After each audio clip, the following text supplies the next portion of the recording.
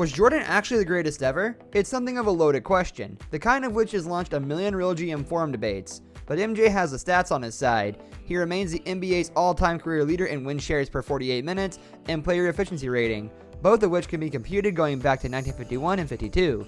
He owns the greatest single-game performance ever, according to BasketballReference.com's game scores. And when we crunched the numbers for our player ratings, we found that Jordan is also the modern leader in plus/minus, in addition to having the best mix of career and peak value. Sometimes when you analyze historical legends with modern metrics, the results can leave you disappointed. It's impossible to know what, say, Pete Maravich would have done in today's NBA, but his advanced stats, the GOAT was not merely a media creation or the product of ring counting. It has withstood the tests of both time and science. Why was Jordan so great though? How did a 6'6" shooting guard from North Carolina who wasn't picked first or second in his draft class come to dominate a league whose best players had disproportionately been big men over 3 decades before he arrived? For one thing, Jordan mixed scoring volume and shooting efficiency better than just about any player in history. Over his career, he averaged 30.2 pace-adjusted points per 36 minutes, easily the most of any qualified player since 1977. But he also had a career true shooting percentage of 56.9%, much higher than the league average of 53.5% over the years of his career. As a result, Jordan is an outlier on the furthest boundary on the usage versus efficiency curve for all-time players. Jordan's placement is even more later in his career, taking a ton of mid-range jumpers and fadeaways from the post.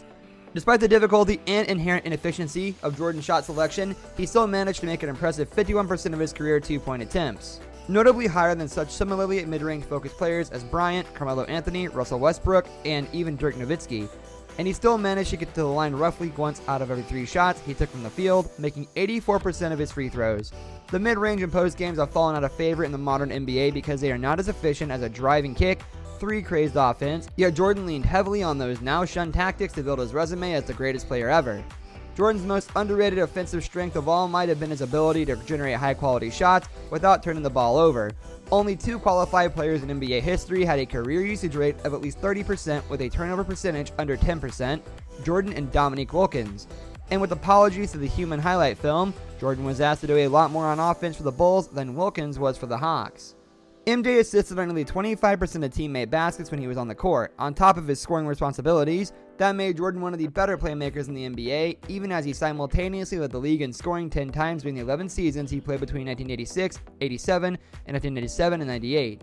All of this helps explain why Jordan's Bulls finished in the top 5 in the offensive efficiency every season from 1989, 90 to 1996 and 97, except for the 2 Jordan spent playing baseball.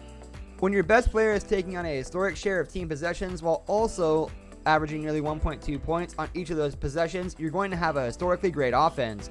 And indeed, Chicago had 3 seasons, 1992, 1996, and 1997, where its offense cleared the league average by 7 points per 100 possessions.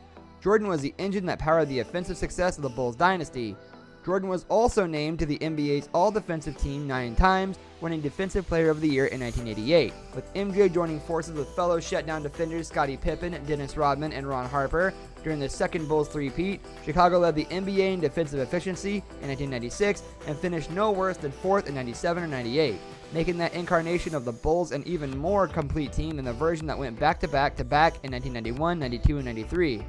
The amazing thing is that Jordan wasn't supposed to excel in the areas that ended up being cornerstones for his legend. The weakest part of Michael's game on the offensive end was his shooting. Phil Jackson says in the spellbinding documentary, Michael Jordan to the Max, so he obviously mastered something that everybody said he couldn't do when he came out of college. And he did it by shooting and shooting and shooting and shooting consistently. The other thing that people told him was that he wasn't really a good defensive player, Jackson said, and he found a way not to only become a great defensive player, but the best defensive player in the NBA.